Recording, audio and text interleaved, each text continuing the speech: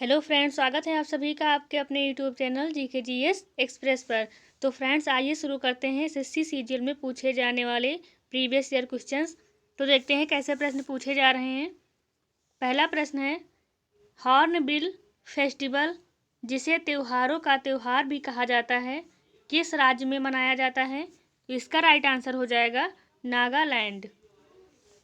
अगला प्रश्न, नामदफा राष्ट्रीय उद्यान किस राज्य में है? तो ये है अरुणाचल प्रदेश में। अगला प्रश्न है, व्यापक विकास योजना किस केंद्र शासित प्रदेश के लिए स्वीकृत की गई थी?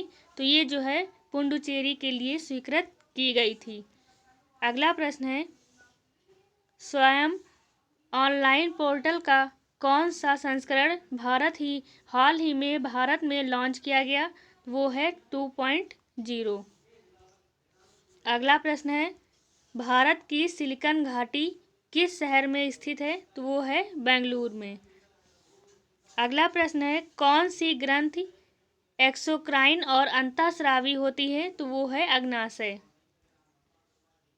अगला प्रश्न है, अमरावती स्तूप कहाँ स्थित है? ये है आंध्र प्रदेश में स्थित। अगला प्रश्न है, यूएनओ के महासचिव एंटोनियो गुटेरेस किस देश के हैं? तो ये है पुर्तगाल के। अगला प्रश्न है, वर्ष 2018-19 में नीति आयोग की दर कितने प्रतिशत थी? तो ये थी 6.8%। अगला प्रश्न, जोड़ों के मध्य से जो फ्लूइड पाया जाता है उसे क्या कहते हैं? तो उसे कहते हैं लिगामेंट। अगला प्रश्न है, एशिया में कम कार्बन उत्सर्जन करने वाले पहला एयरपोर्ट कौन सा है? तो वो है IGI जो नई दिल्ली में।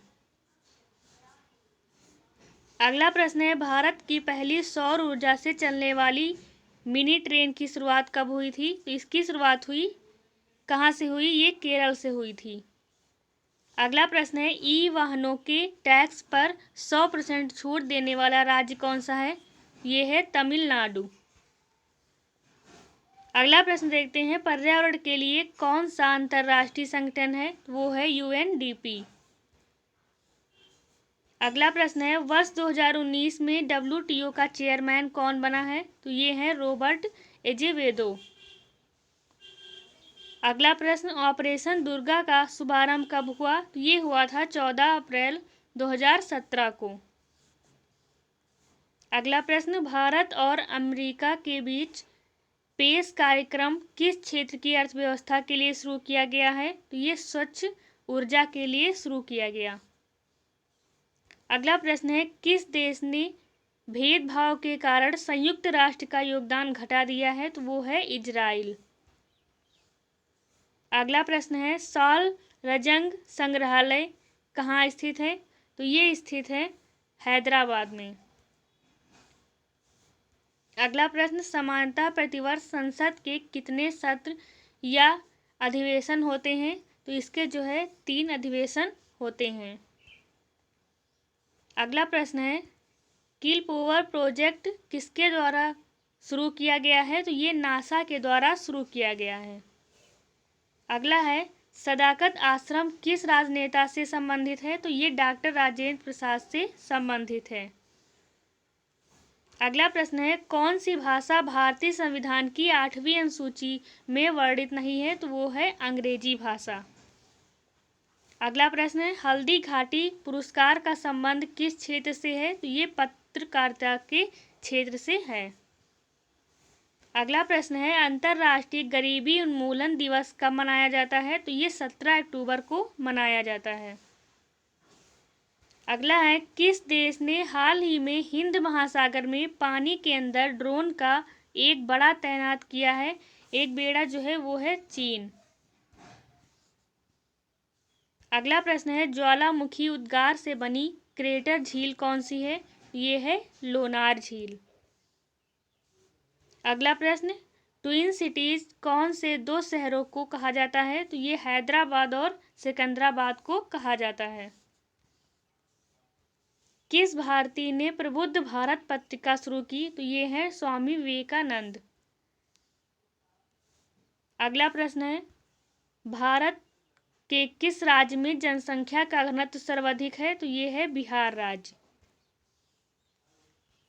ब्रह्मपुत्र नदी का उद्गम स्थल कहाँ से हुआ है? तो ये जो है तिब्बत के कैलाश पर्वत पूर्वी ढाल से हुआ है। अगला प्रश्न है, भारत में कौन सा राज्य सबसे अधिक राज्यों की सीमाओं को स्पर्श करता है? तो ये है उत्तर प्रदेश राज्य। कौन सा देश संयुक्त राष्ट्र का 193वां राष्ट्र है? तो वो है दक्षिणी सूडान। अगला प्रश्न है, पंकज आडवाणी कौन से खेल से संबंधित हैं? तो ये जो है बिलियर्ड खेल से संबंधित हैं।